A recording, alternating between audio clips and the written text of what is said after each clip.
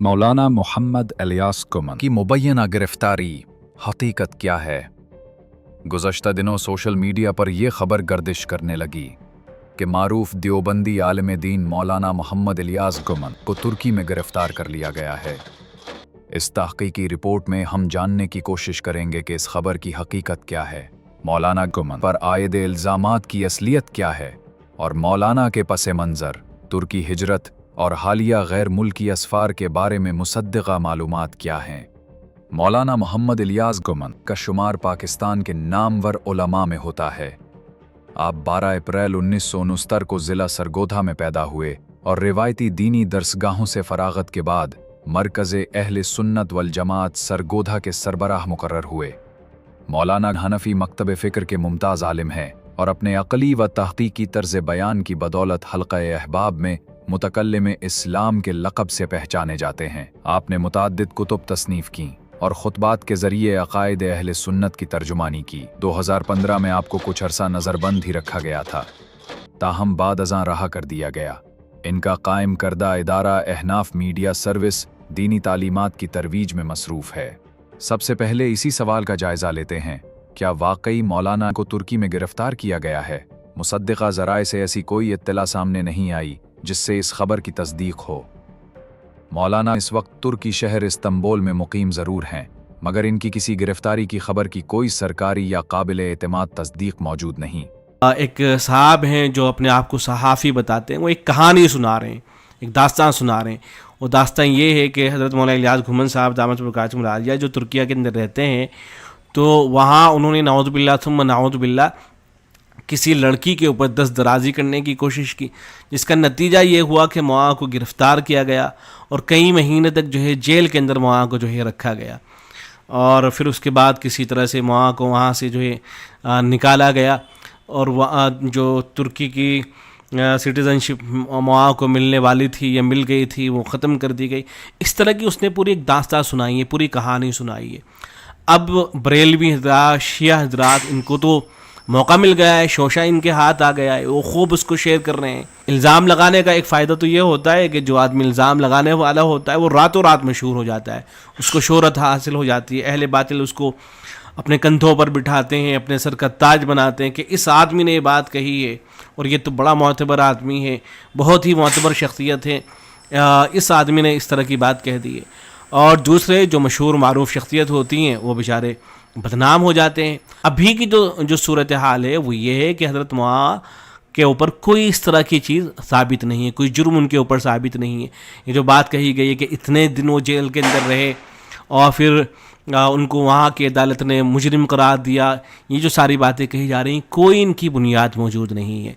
इसलिए कि खुद जो तुर्किया की वज़ारत इंसाफ है, अगर आप उस वेबसाइट पे जाके देखेंगे, बल्कि बाद साथियों ने उसको निकाल के शेयर भी कर दिया है, जिसके अंदर सराहत के साथ ये बात लिखी गई है कि हज़रत मौलाना इलियास गुमन साहब दामत बरकातुहुल आलिया उनके ऊपर कोई जुर्म साबित नहीं है, उनके ऊपर ऐसा नहीं है कि वो मुजरिम हो वहाँ की हुकूमत की नज़र में, तो कोई इस तरह की बात नहीं है। तो वहाँ की जो वज़ारत इंसाफ है उसकी तरफ से बिल्कुल इस बात को जो है वाज़ेह कर दिया गया है। नीज़ एक तहरीर भी जो है किसी साहब ने लिखी है, बड़ी उम्दा ये तहरीर है इस वीडियो के हवाले से, तो उसके पॉइंट्स में मैं कुछ यहाँ रख देता हूँ। उन्होंने बड़े उम्दा पॉइंट्स उठाए हैं। तो इस तहरीर के अंदर एक बात तो ये कही गई है कि वीडियो में, यानी जिन साहब ने वीडियो बनाई है, तो उस वीडियो में पुलिस की एक गाड़ी दिखाई गई है ताकि ये तासुर दिया जाए कि गाड़ी मौआ को गिरफ़्तार करने के लिए आई थी। दर हकीकत ऐसा नहीं है। असल जो साहब वीडियो बनाने वाले हैं उन्होंने जो वीडियो बनाई है तो उसके अंदर पुलिस को भी दिखाया है ताकि देखने वालों को, हालांकि वो एक फ़ेक वीडियो लगाई गई है ताकि देखने वालों को ये लगे कि बाकायदा पुलिस आई थी और मौआ को गिरफ़्तार करके ले जा रही है। तो चूँकि फ़ेक वीडियो है उसका हकीकत से कोई लेना देना है ही नहीं। और दूसरा पॉइंट ये लिखा गया है कि वीडियो में एक गाड़ी दिखाई गई है और तासुर देने की कोशिश की गई है कि इस गाड़ी में मौलाना सवार है, हालांकि वो गाड़ी न मौआ के इस्तेमाल में है और न पुलिस की है। तीसरा पॉइंट ये है कि एक बच्ची की फ़र्दी तस्वीर दिखाई गई है और ये तासुर देने की कोशिश की गई कि शायद यही मुतासिरा बच्ची है, जबकि ये सरासर झूठ है।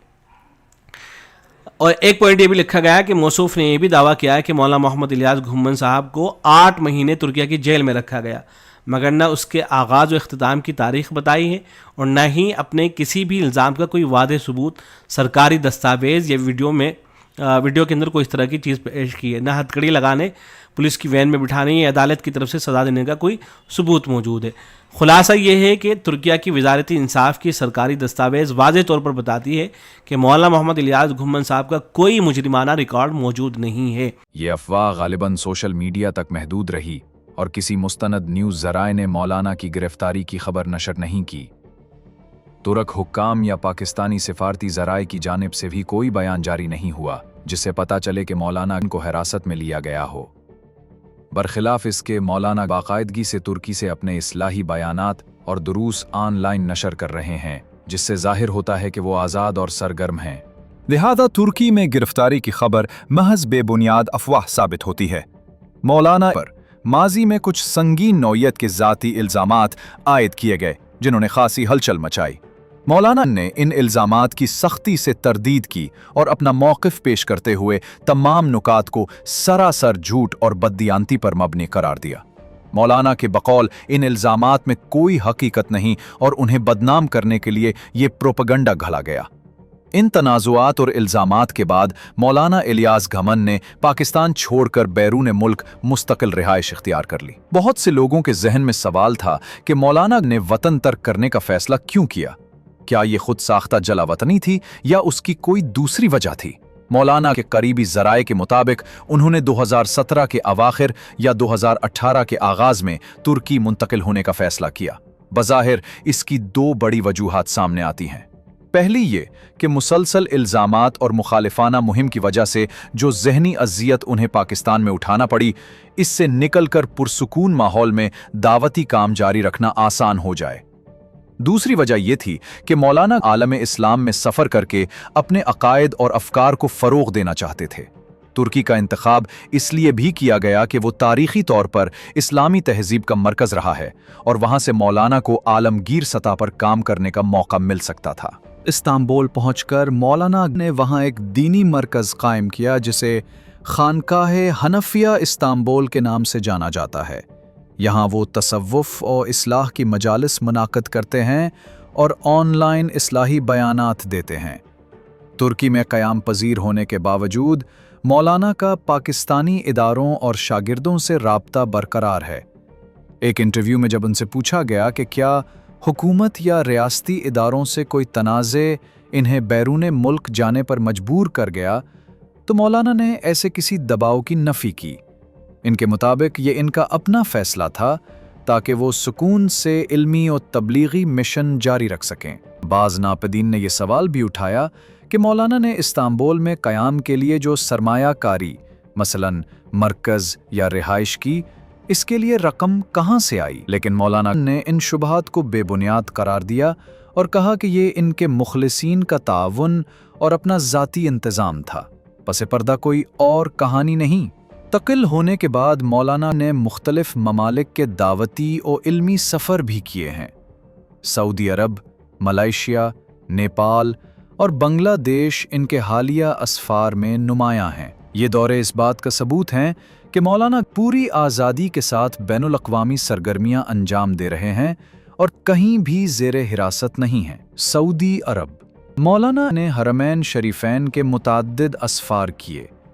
اکتوبر 2019 میں وہ مدینہ منورہ گئے اور وہاں سے عمرہ کی ادائیگی کے لیے مکہ مکرمہ تشریف لے گئے۔ اس سفر کے دوران انہوں نے سعودی عرب میں مقیم بعض اکابر علماء سے ملاقاتیں بھی کیں، جن کے احوال ایک بلاگر نے قلم بند کیے۔ مولانا کے بقول حرمین سے خاص روحانی تعلق ہے اور وہ وقتاً فوقتاً زیارت حرمین کے لیے جاتے رہے ہیں۔ سعودی عرب کے حالیہ سفر میں انہوں نے مدینہ میں علماء کرام کی مجالس میں شرکت کی اور مکہ معظمہ میں عمرہ ادا کرنے کے بعد وہاں موجود اپنے شاگردوں کو خصوصی نصیحتیں بھی کیں۔ ملائیشیا، مولانا نے جنوب مشرقی ایشیا کے اس اہم مسلم ملک کا بھی دورہ کیا۔ سال 2025 کے اوائل میں ان کی ملائیشیا آمد ہوئی، جہاں مقامی پاکستانی کمیونٹی اور ملائیشیائی علماء نے ان کا استقبال کیا۔ اگرچہ نیپال ایک غیر مسلم اکثریتی ملک ہے، تاہم وہاں ایک چھوٹی مسلمان آبادی موجود ہے اور تبلیغی جماعت و دیگر دینی حلقوں کی سرگرمیاں بھی ہوتی ہیں۔ मौलाना ने हालिया बरसों में नेपाल का मुख्तसर दौरा किया, जिसकी वीडियो झलकियां सोशल मीडिया पर जारी की गईं। दौरे नेपाल की झलकियां के उन्वान से जारी इस वीडियो में मौलाना को काठमांडू में मुख्तलिफ उलमा के साथ देखा जा सकता है। उन्होंने नेपाल में मकामी मदरसों का दौरा किया और वहां तलबा को दुरूस दिए। इनका ये दौरा नेपाली मुसलमानों के लिए हौसला अफजाई का बायस बना। नेपाल जैसे मुल्क में एक पाकिस्तानी आलिम दीन की आमद को मीडिया ने तो ज्यादा कवर न किया, मगर अहले इल्म के हलकों में इसका तज़किरा रहा। बांग्लादेश नवंबर 2024 में मौलाना को बांग्लादेश की तारीखी मौदर इल्मी जामिया ज़करिया चटगंग में मुनक्कदा बैनुल अक़वामी इस्लामी कॉन्फ्रेंस में बतौर मेहमान खुसूसी मदऊ किया गया। ये इदारा हर साल एक अजीमुशान कॉन्फ्रेंस मुनक्किद करता है, जिसमें दुनिया भर से उलमा शरीक होते हैं। मौलाना ने इस कॉन्फ्रेंस में ना सिर्फ शिरकत की, बल्कि कलीदी खिताब भी किया। इस मौके पर बांग्लादेश के हज़ारों शुरका ने मौलाना का बयान सुना। वो वहाँ मुख्तलिफ मसाजिद और मदारिस भी गए और चंद रोज़ क़याम किया। बांग्लादेश के इल्मी हलकों में मौलाना की आमद को बड़ी अहम खबर के तौर पर देखा गया, क्योंकि बरे सगीर के देवबंदी हलकों में यकजहती और राब्ते का ये एक अमली मजहर था। इस सफ़र के दौरान मौलाना ने ढाका और सलाहिट में भी उलमा से मुलाकातें की और ख़त्म नबूवत कॉन्फ्रेंस समेत दीगर दीनी इज्तिमाआत में भी हाज़िरी दी। इन तमाम सफ़रों से वाज़ेह होता है कि मौलाना अपनी आलमी दावती मसरूफियात जारी रखे हुए हैं। वो जिस मुल्क में भी गए, वहाँ के क़वानीन का एहतराम करते हुए पुरअमन तौर पर अपने प्रोग्राम मुनक़िद किए। कहीं भी ऐसी कोई इत्तला नहीं मिली कि इन सफ़रों के दौरान उन्हें किसी कानूनी मुश्किल या गिरफ्तारी का सामना करना पड़ा हो। ना सऊदी अरब में, ना मलेशिया में, ना नेपाल या बांग्लादेश में। इन मुल्कों की हुकूमतों या पाकिस्तानी सफारतखानों की तरफ से भी मौलाना के खिलाफ कोई मनफी रिपोर्ट जारी नहीं की गई। इस तफसीली जायजे से ये बात सामने आती है कि मौलाना की तुर्की में गिरफ्तारी की खबर बेबुनियाद और मनगढ़ंत है। मौलाना पर जो इल्ज़ामात लगे वो भी साबित नहीं हो सके और ख़ुद उन्होंने उनकी सख्ती से तरदीद की। माजी में भी उन पर इल्ज़ामात लगते रहे जो बाद अज़ां गलत साबित हुए। मौलाना इस वक्त तुर्की में मुस्तकिल सकूनत इख्तियार किए हुए हैं और अपनी दावती और तदरीसी सरगर्मियों को आलमी सतह पर जारी रखे हुए हैं। सऊदी अरब, मलेशिया, नेपाल और बांग्लादेश के हालिया दौरों ने साबित किया है कि वो आज़ादाना तौर पर सफ़र कर रहे हैं और कहीं गिरफ्तार नहीं हैं। ये वाक़या हमें सिखाता है कि सोशल मीडिया पर आने वाली हर सनसनीखेज़ खबर पर फ़ौरन यकीन नहीं करना चाहिए। बग़ैर तहक़ीक़ के इल्ज़ामात को फैलाना दुरुस्त नहीं। कुरान मजीद भी हिदायत करता है कि कोई ख़बर मिले तो उसकी अच्छी तरह तस्दीक कर लिया करो, कहीं ऐसा ना हो कि लाइल्मी में किसी पर जुल्म कर बैठो।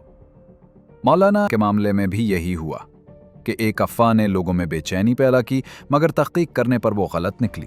लिहाजा ज़रूरी है कि हम ज़िम्मेदाराना रवैया इख्तियार करें और किसी भी शख्सियत पर इल्ज़ामात या गिरफ्तारियाँ मुताल्लिक़ ख़बरें हों तो मुसद्दक़ा ज़राए से उनकी तस्दीक के बाद ही राय कायम करें।